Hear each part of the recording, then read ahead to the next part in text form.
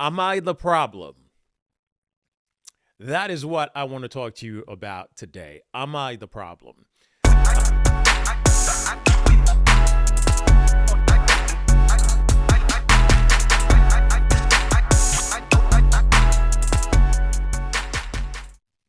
Hey, what's going on, guys? That's right. 2.0 is in the house. It is a pleasure to be back on your screen. I am so thankful for this opportunity to be able to communicate with you today. If you are a returning subscriber, we just want to take a minute to say thank you for your love and support. We appreciate it. And if you are one of the ones who are just visiting us for the first time, we appreciate you. We'd like to extend this opportunity to invite you to hit the subscribe button so you can be part of the 2.0 family. Don't forget to hit the little bell so you can be notified when we release an episode. So we are happy to be back on your screen. We're happy you can join us. Also, don't forget, take a moment. Share this link with someone. Share this video with someone. Share it on your social media platform, and let's spread the work that we are doing here at 2.0. Am I the problem? That is what I want to talk to you about today. Am I the problem? If you saw the last episode of the interview I had with my friend Eddie, one of the questions that I asked him was, considering that he is twice divorced, was there a moment that he looked himself in the mirror or he looked at himself and asked, am I the problem? You know, that question is very instrumental, and it doesn't only apply to romantic relationships. I believe it's applied in multiple situations. It could be a relationship between a boss and employee, a boss and a team. It could be a relationship between friends. It could be a parent and children relationship as well. At some point during the relationship, when something happens, right? You have to take a moment to ask yourself and search within yourself and ask, am I the problem? And that's one of the questions that I had to ask myself, after my divorce. And this is what I want to talk to you about today. And the way I want to talk to you about it today is I want to discuss the four principles that I build the 2.0 platform on. Right. So the first principle is, past experiences. The second principle is past mistakes or bad decisions. And the third one is change behavior. And the last one is no regrets. Those are the four principles that I build 2.0 on, right? So let's start with the first one, experience. What is my experience? Because you've seen my face pop up on your YouTube, or you've seen me just doing videos out of nowhere. You're like, what is going on? What is happening with this guy, right?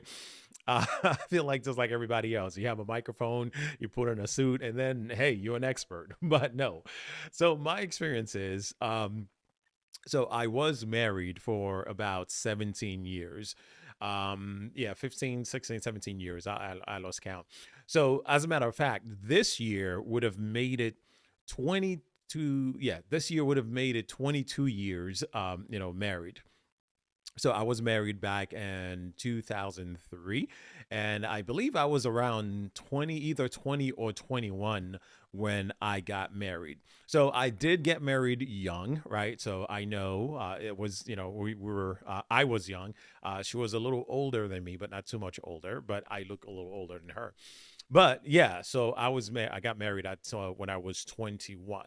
So 21 is a very curious age, right? To have gotten married. So you're still young. You still there are a lot of things that needed to be developed, at that age. So you have not really reached your full potential, right? So you're still growing, you're still learning. There are a lot of things that is still happening, and not just at 21, right? So over time, people grow and people mature into different things, but not to say that plays a fact. I mean, of course, that played a factor in the relationship as well. But yeah, so I did get married at 21, and marriage was good. I mean, the marriage was good. At least, from my from my standpoint, right? It was good. We had we had ups and downs, just like every other relationships, right? I enjoyed being a husband. I enjoyed being a father. We gave birth to a beautiful, handsome baby boy. He is now 17. That's my pride and joy. But yeah, so we give birth to a wonderful, wonderful kid. He's such an amazing kid. I enjoyed being a father, and I enjoyed being a provider. I enjoyed caring for the family. I enjoyed being a family man. So there were a lot of great experiences, a lot of great things that I enjoyed in the marriage. So we did have a nice life. We bought two houses, so we were doing okay. But unfortunately, a couple of years into the marriage, there was an incident of infidelity on my part. So I took full responsibility for that. So that was the initial decline of the relationship.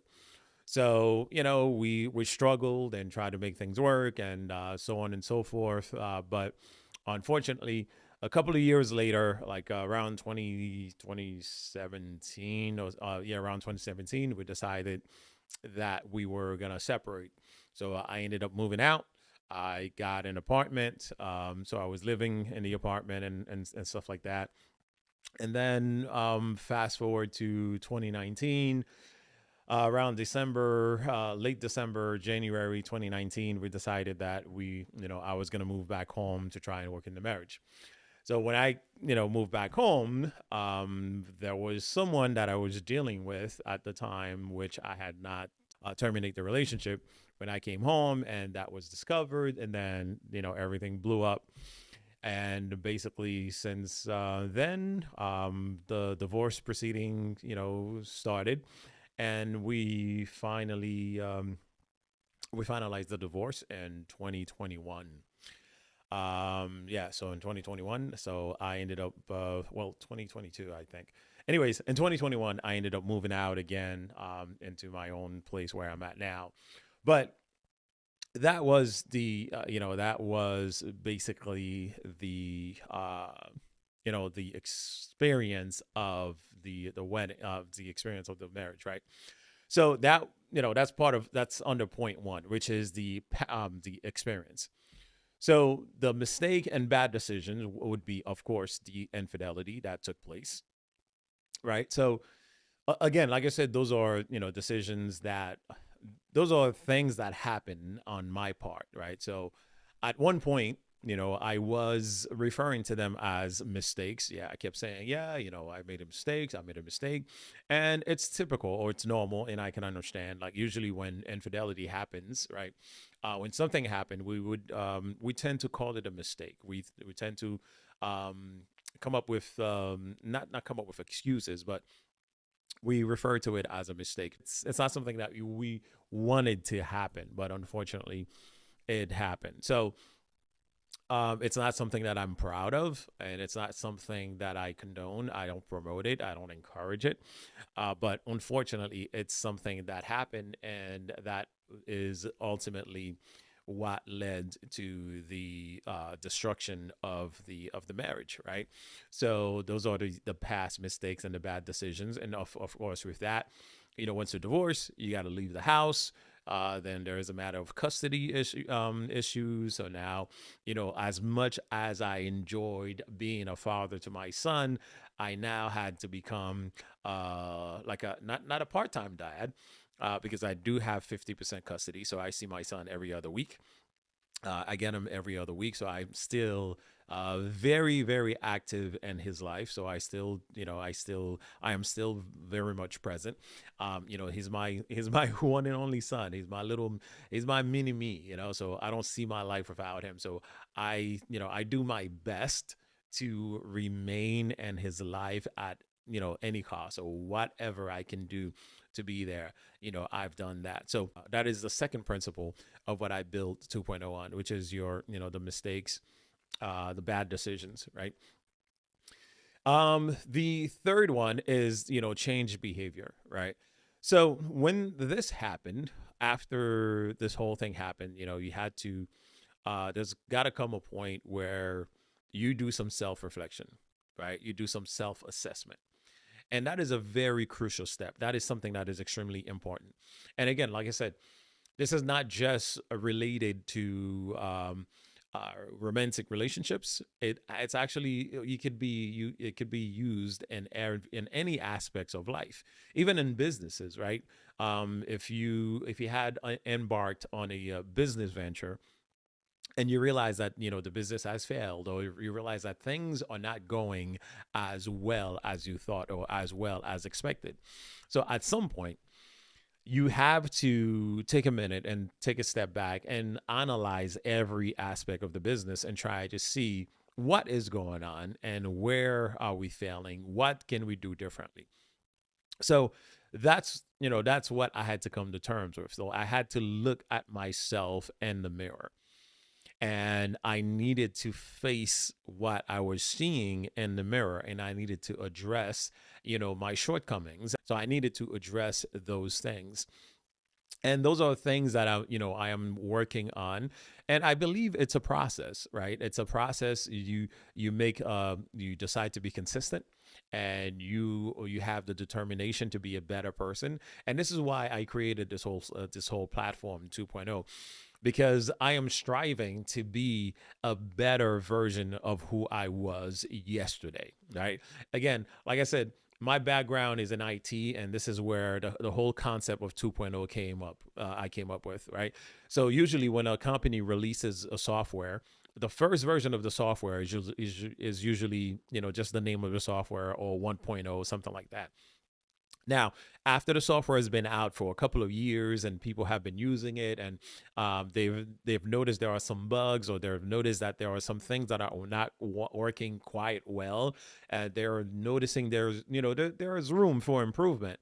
So the company goes back to the drawing board and say, "Hey, we need to fix a couple of things. We need to adjust a few things here and there," and then they come up with an update or an upgraded version of that application.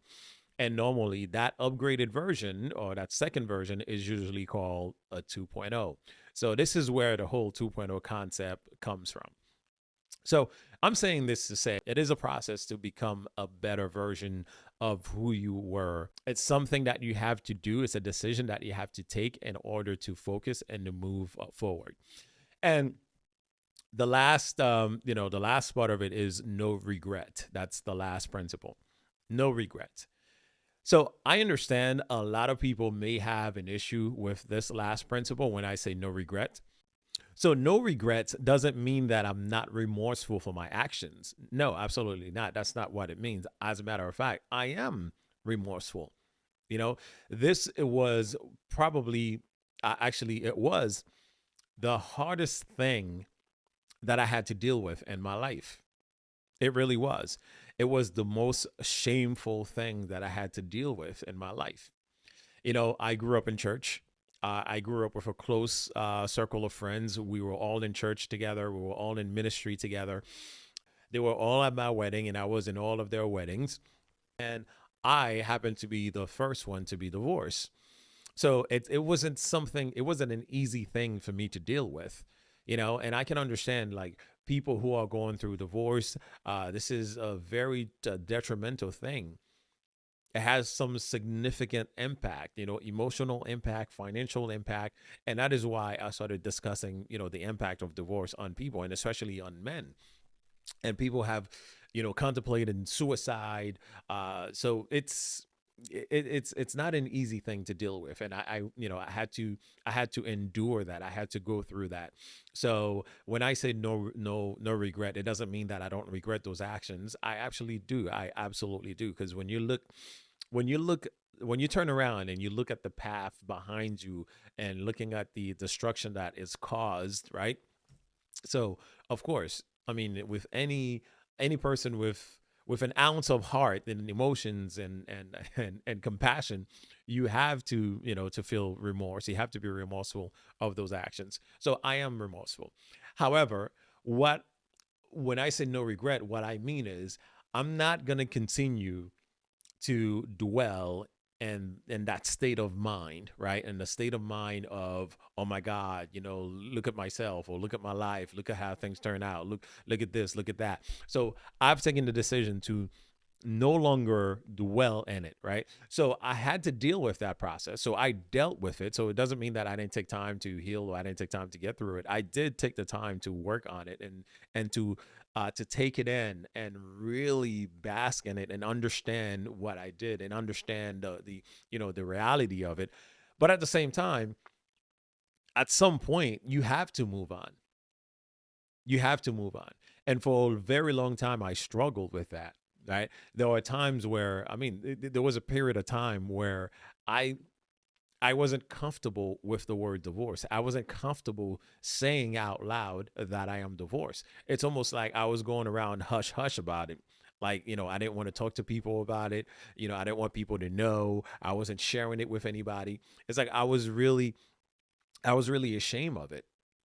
So it took me a while. It wasn't until I was ready to launch the 2.0 platform that I started coming to terms with the fact that, hey, I am divorced, and it's not the worst thing in the world.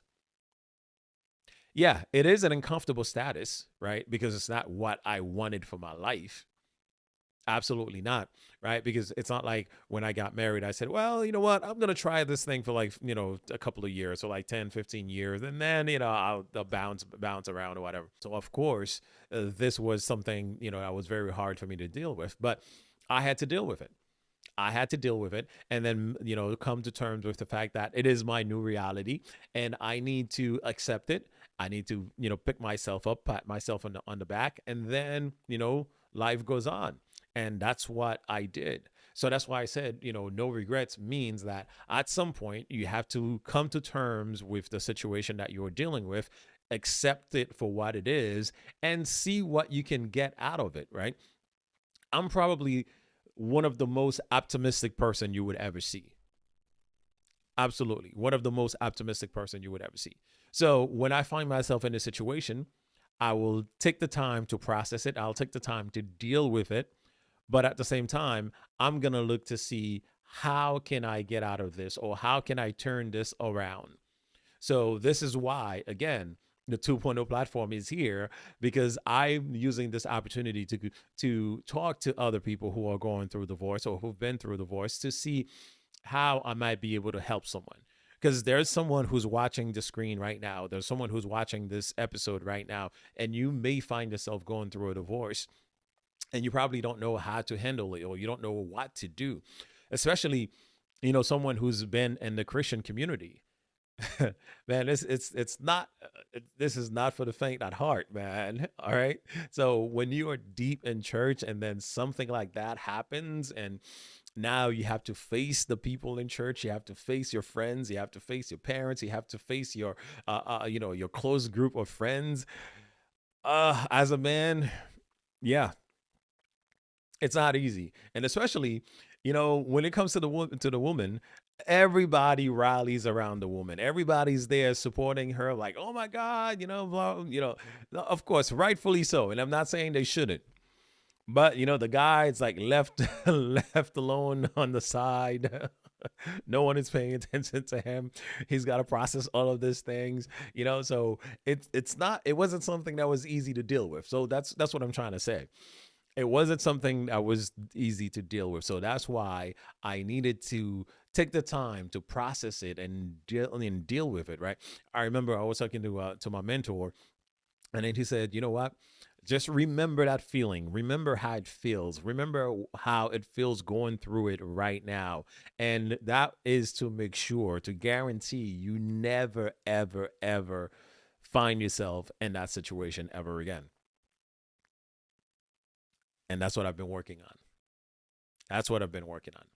So, yes, no regrets. So, that's what I had to come to terms with, right? So, number one, past experiences. Number two, past mistakes or bad decisions. Number three, a change behavior. That's really important. That's crucial. Change behavior.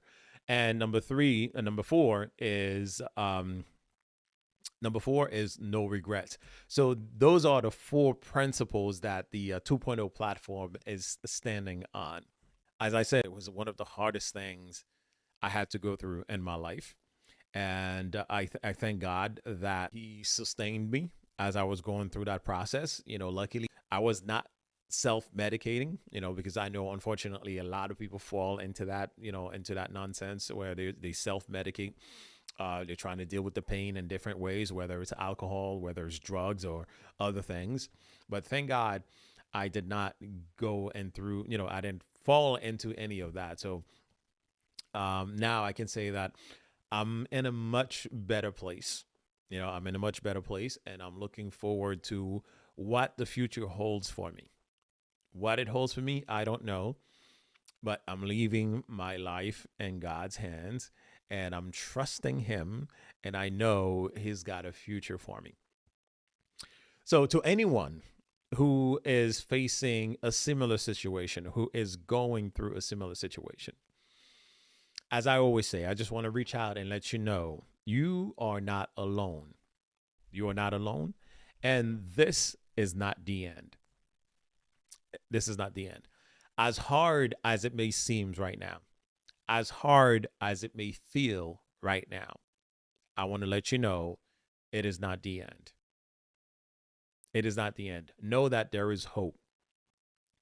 And one thing that I decided not to let happen to me, and you're probably facing that same situation right now. I can understand it was a hurtful experience, right? To my former partner, it was a hurtful experience, not just to my former partner, to people who believed in me, people who trusted in me.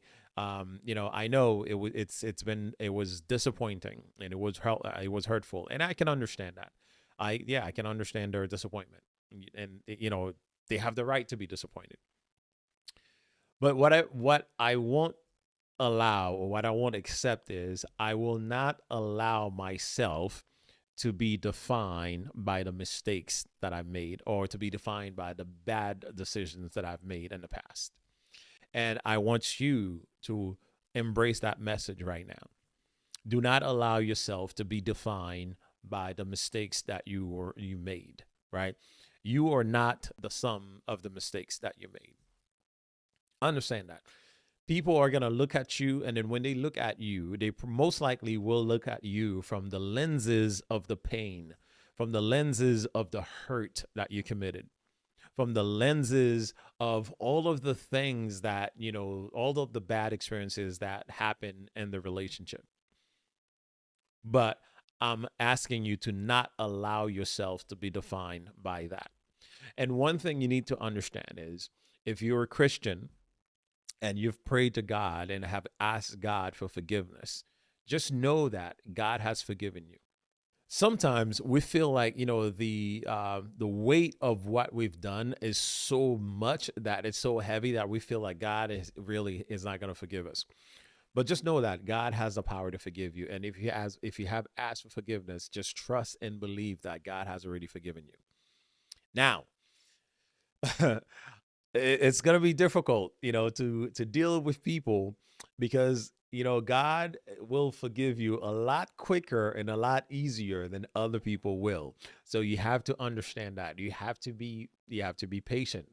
You have to be you have to have some level of tolerance. You have to have some level of tough skin in order to go through this process. But I'm telling you, if you remain consistent, if you remain focused and keep your eyes focused on God, you will be okay. And you have to move with grace. You have to allow grace to other people as well, because, it is a hurtful thing to go through. So you have to be understanding of that. Their reactions, their behavior towards you, it's all as a response to the act that was committed. So you have to understand that, and you have to allow them to, I guess, to express themselves in the way that they are expressing themselves. Now, if they're trying to harm you physically, of course, get away from there. So, but you understand what I'm saying. So Yeah, just allow them, allow them the time to heal, allow them the time to deal and process with what it is that they need to process. And it's not up to us, or it's not up to you to dictate how long they should take to be, to process it, or how long they should take to get healed or to be healed from the situation. So all you can do is just focus on yourself, right? So again, that's what I needed to do. I needed to look at myself in the mirror and ask myself those questions, or ask myself that question: am I the problem? Sometimes we have to do that. We have to take the time to look in the mirror and ask ourselves, are we the problem? Oftentimes when we're looking for things to change, what I realize is we would focus more on other aspects, such as maybe we would focus on the circumstance or the circumstances. We will try to change the circumstance, or we would try to change the environment, or we'll try to change the other person. So we would rather focus on all those things instead of looking into ourselves, right? So right now, what I'm recommending to do is, instead of focusing on the environment, or focusing on the circumstances, or on the other person, but I challenge you to take the time and look at yourself in the mirror and say, what can I do to change the situation to make it better? Am I the problem? And this is something that we both need, both parties need to do, right? The man, the woman, everybody who's involved in that scenario, whether it's a if it's a marriage, or if it's a boyfriend, girlfriend, fiance, whatever, or whatever it may be. It's like we each have to come to terms and look at ourselves in the mirror and say, am I the problem? Self reflection is extremely important. It is extremely important. I don't want to go too deep into it. I could do another, I could do another session with that one, but I just want you to know, you have to take a moment and look at yourself in the mirror and ask if you are the problem. Again, like I said, for me right now, my focus is striving to be better than I was yesterday, striving to be a better version of myself, be a better man, be a better father, and to hopefully be a better husband to, whatever that God has, and, to whatever he has in his plan for me. Because I believe out there is a woman who is praying, you know, for a husband, right? So now I'm asking God to help, to mold me and to fit me into that, to become the answer to that prayer, right? Just as I'm praying for God to, to find me a wife. So just the same way I'm expecting and I'm asking all these things, all these qualities and all the things that I'm looking for, I have to work on myself, to be the person that someone is praying for, to be the answer that the person is praying for. Again, it's a process. We have to make that conscious decision to work on it day in and day out. It's not something that's going to happen overnight, but it's something that's going to happen, slowly but surely, just keeping my eyes on God. Well, ladies and gentlemen, I just want to thank you for tuning in for another episode. I know this was this wasn't easy for me to do. It wasn't easy for me to do, but I'm glad I was able to share it with you, because I started the 2.0 process platform back in January, and in the back of my mind, I've always said that I needed to share my story. I needed to share my experience, but it was something that I was still struggling with, right? There's still a lot of shame and guilt that I'm dealing with on a, so some, days that I'm doing better, then there are days that, I still think about it. But, I was talking to someone recently who's a faithful subscriber, who's always watching our episodes, and the person was encouraging me, saying, well, it's your story and you need to own it, and you need to not be ashamed and not be guilty of it, right? Because it's part of the devil's strategy, trying to trying to bring up the shame whenever you're thinking about this, right? Because he still wants to keep you in that position. He still want to keep you in that position. So you have to, I had to come to terms and say, you know what? I'm no longer going to remain in that position.